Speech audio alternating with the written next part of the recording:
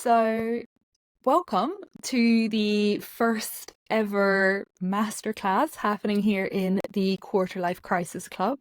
I am absolutely delighted to be here, and I hope that this will be the first of many. Um, Understandably, there will probably be a few kinks that I need to work out with this process, so I would appreciate you bearing with me while I figure that out. And by all means, keep your feedback coming. I love to see it in the comments if you have anything you want to report back on. For example, if you can't hear me right now, that would be really bloody useful to know. But anyway, if you are catching up on the replay, you can always join us live every Tuesday night at 6 p.m.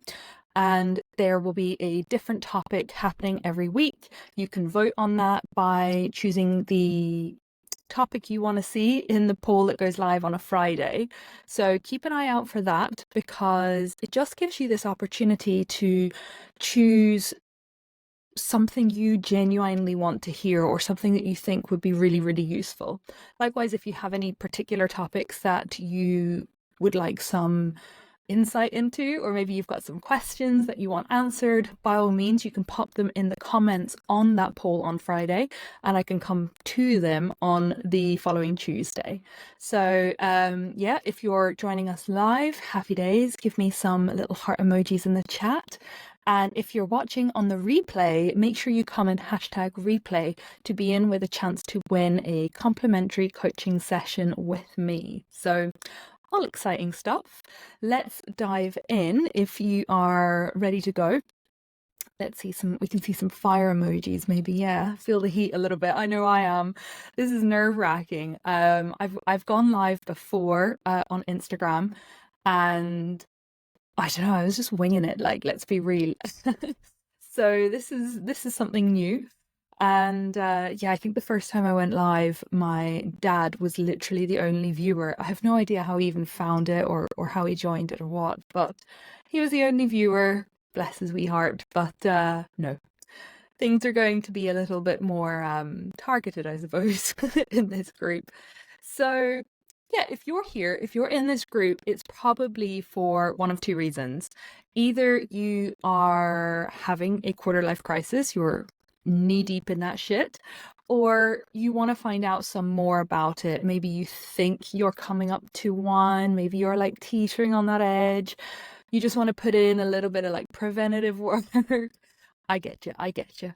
Either way, it's all good stuff happening here. It's all beneficial, helpful stuff.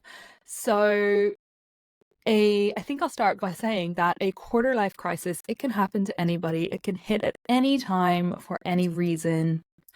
It doesn't discriminate, okay? And I think what's really interesting about it, it's actually a thing. Usually it's a forgotten thing, because whenever we think of midlife crisis, typically you would imagine, like these balding middle-aged men buying Ferraris and getting a second wife that's 26, right? That's not the case with quarter life crisis. We don't got the money, we ain't got the time. Like it's not happening for us right now. So a quarter life crisis, which can actually be defined by the clinical psychologist, I want to say he is Alex Folk, and he had said, I wrote it down so I wouldn't muck it up, but he had said that a quarter life crisis is a period of insecurity, doubt, and disappointment surrounding your career, relationship, or financial situation. Basically, your life just ain't where you want it to be at. And that, with the combination of all this external factors and external pressures that comes from friends, from family, from society in general, especially as women, that's something we feel quite a lot. It can just leave you feeling like you're behind in life, that you're a failure, that you're running out of time, like you're missing out on something, right? Just loads of shitty things. So if that sounds like you, I would love to see some hearts in the comments if that's something that, maybe it's resonating with you a little bit.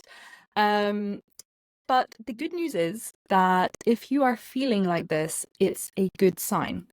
And the reason it's a good sign is because it means that you are motivated to change something, right? So it's good. We're going to use this negative situation and we're going to create a really strong, powerful, positive situation instead.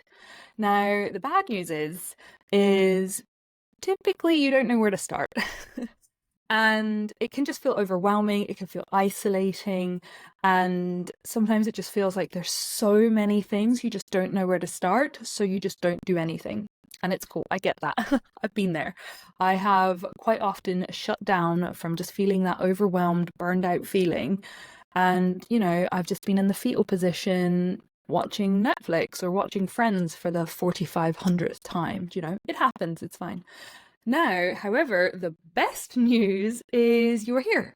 You're here, and that is exactly what I'm going to help with in these live masterclasses. So we're going to be covering all of those things and helping you pick it back up and piece it all back together and really build that dream life that you want. Really help you get onto the right track with things. So that leads me quite nicely into today's topic, which is looking at life design. Now, if you're unfamiliar with life design, which I would say you are, because I had no idea what it was until I had started getting into like the coaching space and figuring out my own quarter life crisis. And the cool thing about life design is it is essentially a really, really cool life hack, right? You will see people talking about like, oh, escaping the matrix, blah, blah, blah. Life design is kind of like that. It's essentially where, as the name implies, you get to design your life. Literally however you want it to be, whatever way you want it to be, right? You can make that your reality. As long as you can think it up, you can bring that shit into fruition, right? So that's the fun thing about life design. I have literally seen a girl who, she came from a council estate. Growing up like that, she was like, one of a very large family in a very small council house. And she used to work in the Amazon dispatch warehouses. And she also worked in McDonald's as well. So she was working the two jobs. And she literally decided one day that enough's enough. I want to be on a yacht in Monaco with my Hermes handbag. Like, I want that type of lifestyle. And you know what? That's what she bloody did. She figured out how to make this happen and she went for it. And that is a very, very good example of life design. It may not be your idea of life design. You may not want to be on a yacht in Monaco with an Hermes handbag, but you'll have that version. You'll have that version somewhere within you. So the most important part of the life design process is taking a look at your life currently and really assessing each and every aspect of it. You want to be honest with yourself. You want to be quite, I don't want to say brutal. I don't think that's fair, but you really want to dig into that and you really want to just sort of tear it apart and be honest with it, right? Are you just settling for a situation because the change would be more work, more effort, more discomfort, right? So take a good hard look at your situation, a good hard look at all these different aspects of your life, and you can start to piece together a plan.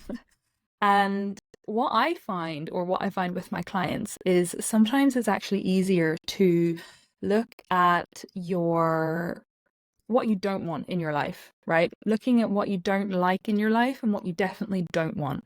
If I was to ask you now, what do you want your life to look like? You'd be like, I don't know. You'd be hemming and hawing, babes, wouldn't you?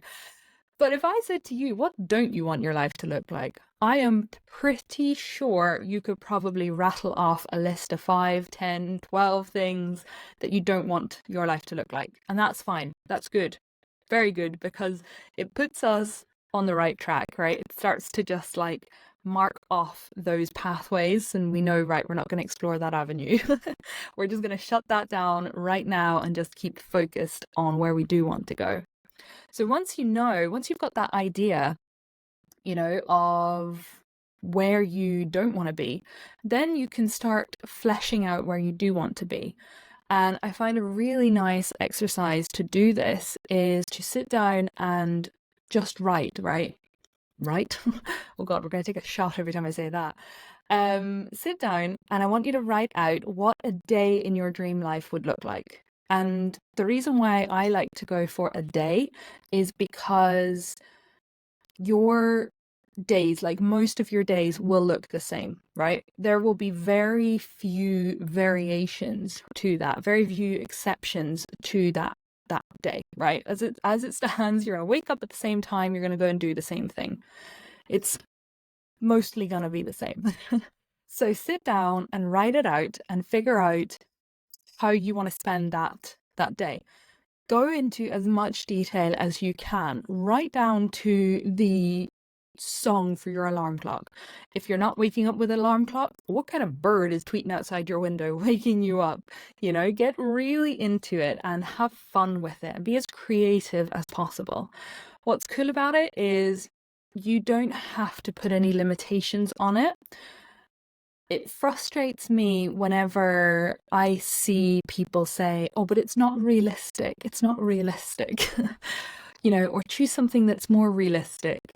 And why that irks me is because realistic, your version of what's realistic, my version of what's realistic, it's going to be subjective, right?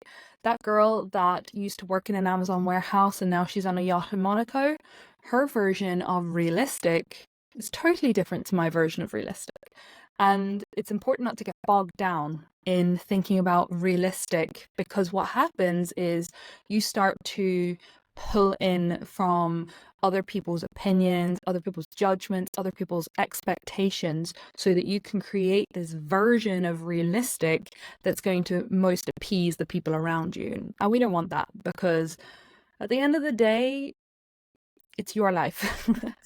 You got to live it the way you want, because when it's all said and done, it's going to be you in that little box in the ground, Nobody else's opinions and judgments are going to matter there. So we want to create this version of our life, of our dream life, whatever it is we want, whatever it is we desire, whatever our version of realistic is, we can do that. Like, we can write that down. We can make that a reality. And once you have explored it in great detail, I mean great detail, there is no detail too small. You can think about the pattern on the cushion that you're sitting on, get right into it. And when you're there, you can start to see how you are spending your time, what sort of habits are cropping up, what sort of actions are you doing, what does that day break down into? And you can take that information and you can start to apply that into your everyday life currently, right? So if your dream life involved you waking up early and going to a yoga class, how can we make that a reality? How can we, set that alarm clock earlier and go to a yoga class that's near you? How can we make that a reality? And that's the fun thing. That's where you get to have fun with the aspect. There's those little aspects. You get to start bringing that element of that dream life. You can start pulling it in now, and eventually your current life will just start correcting itself, if that makes sense.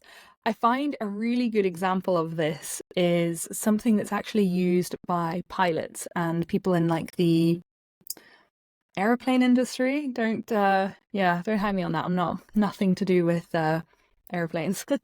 But they've got a really interesting rule, and it is the 1 in 60 rule. And the idea behind that is that for every 1 degree that a plane is off course, they will be 60 miles off of their route. And I know this is going to get a little bit complicated, and I wrote it down because I feel like it highlights it quite well, it explains it quite well. But to put that into perspective, right? For every 1 degree a plane is off course, they will miss their landing target by 92 feet for every mile that they've flown. To put that into, like, I don't know, terms we might understand, if you were flying for 300 miles, I have a point, I'm getting to a point. If you were flying for 300 miles and you go off by 1 degree every single one of those miles, you will actually miss your target by 27,000 feet, which is 5 miles. So to put that into perspective, if you were trying to land your plane into Heathrow, you would accidentally land it in the little town of Egham. If you know where that is, you can go and say hello to my sister. I'm sure she wouldn't appreciate a plane landing in her street. But what's interesting about that is you can actually take that same principle and apply it in reverse, right? You can kind of like reverse engineer it a little bit. So if where you want to be, if you're off by so many degrees, you can just keep changing things by 1 degree, by 1 degree, by 1 degree, and eventually you will be on that right track, to that right path to where it is that you want to be going. And that's why it's important to remember that it's a process. It's a process to get to that dream version that you want, that dream life that you want to be living, because you've got to this point now that you're currently in, that you're unhappy with. You've reached this point with an accumulation of different unhelpful habits, actions, thoughts, beliefs, all of that stuff. That is what has led you to this point. It has set you off that degree each time until it has moved you further away than the end goal. So if you were to swap out those unhelpful behaviors and thoughts and beliefs and swap them in for helpful ones instead, you can start moving that 1 degree back towards where it is that you want to go. It's about an accumulation of those little helpful habits and tasks and behaviors, but also it's the thoughts and the belief system that's happening as well. Because if you don't believe that you're the coolest person you know, then you're never going to become the coolest person you know. So it's I hope that made sense. If that made sense, you can drop a plane emoji in the chat. I think I feel like I got to the point probably a lot faster than if I was 1 degree off of my point. But now I've lost my train of thought. Yes, that's what the life design process is. That's what going through the life design process is, and how it can help you. It's when you're thinking about that life that you want to design, that matrix you want to escape, that dream you want to build, you are thinking about what success will be to you. And what's cool about that is everybody's version, just like what was the word I used earlier? Realistic. Just like realistic. Choosing something realistic and choosing something successful or describing something to be successful, that's going to be subjective. Yeah, we're seeing some planes in the chat. Thank goodness. So if you are success, yes, it's subjective. So my version of success will be totally different to your version of success. Now, that doesn't mean that I'm right and you're wrong, or you're wrong and I'm right. It just means that we've just got different purposes here, and it's important to be able to understand and define your version of success for you, and have an unwavering understanding of that, so that if somebody comes along and critiques that, or maybe they're a bit judgy about it, you don't even care, because you're like, this is my goal, this is my success, this is what I'm doing, nobody asked you. So that's why it's really fun whenever you're going through this life design process, because you get to define that version of success, and that helps you get clear on that direction that you want to be going in. It helps you understand that goal and helps you break it down and make it achievable, make it attainable, and makes it your reality. And I think that's really fun. So I think if you wanted to look at designing your own life, you wanted to know kind of where to start, I have some really good resources over on my Instagram page, but more will come throughout these masterclasses. I will definitely deep dive, but I would start with looking at what you do and don't want in your life, understanding what helpful actions will bring you closer, that 1 degree closer to your reality, adding those into your calendar and really prioritizing them, adding them into your schedule. So, you know, for example, if you're like, yeah, early morning Pilates girl, yep, do it. Do it, you know, don't cheat on yourself. Go out and do it. Make that your reality. And start overhauling those unhelpful thoughts and beliefs. You know, like I had said, if you want to become the coolest person you know, then you've got to believe that. How can you, you know, how can you step into that persona? How can you step into that version of yourself if you don't truly believe that that is real for you? If you want, you can take it to the very next level by working with a professional like myself. And, you know, I've got all the tools and the training and all that good stuff that I can really deep dive into that life design plan and then keep you accountable in a way that's going to be sustainable, that nice sustainable success.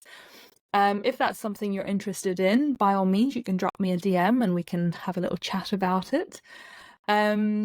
But yeah, I think that is it for today's live. I would love to know your thoughts in the comments. I know we had some technical difficulties. Oh, now I'm having technical difficulties.